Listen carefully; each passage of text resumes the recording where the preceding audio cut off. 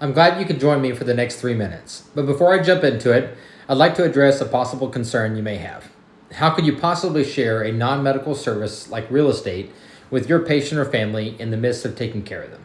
Well, I get it, and you don't. Unless the family simply has questions and is asking for help in those areas, it's a fine line between serving them on the medical side and trying to help in other non-medical areas. It's far easier for me to suggest healthcare services than for you to suggest real estate services. But if you find a family in need, I'm here to provide education and options and then let them take it from there.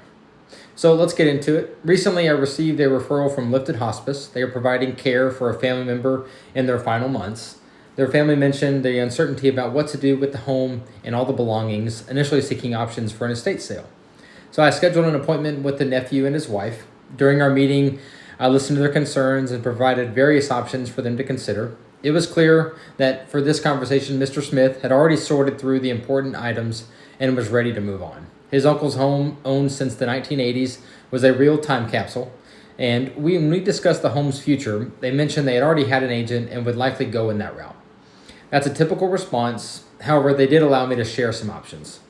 I'd already done my homework, evaluating the home's market value based on recent neighborhood sales. I presented 3 different options.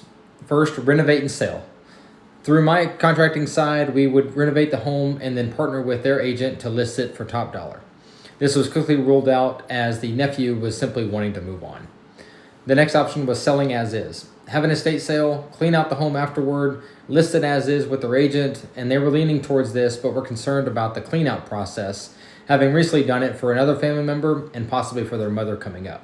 The last option was a direct purchase. I could purchase the home after the estate sale, leaving anything they didn't want behind. This option, while $7,000 lower than listing as is, offered the convenience of no cleanouts, no repairs, showings, or negotiations. And despite the potential for a higher net from the selling as is, they were entertaining my offer just simply for the reduced hassle. So I recommended they come back to me afterward after the estate sale and we go from there. So I share this story to shed light on a common scenario and to illustrate my process. Many people default to traditional real estate methods, but sometimes a more tailored approach is needed. While most families may not need my real estate services, for the ones who do, my involvement can make a significant difference. And now I'll leave you with a quick fact. A common question that I get is, how can I provide all of these services without charging fees? The answer is simple. My compensation comes only when a home is purchased, renovated, and resold. And so this allows me to offer consultations and other services at no cost to the families that I serve. So I hope that this video has provided some insights into my process. And if you'd like to talk more about how I can assist your clients, my calendar link is below. And thank you for your time, and I look forward to working with you in the future.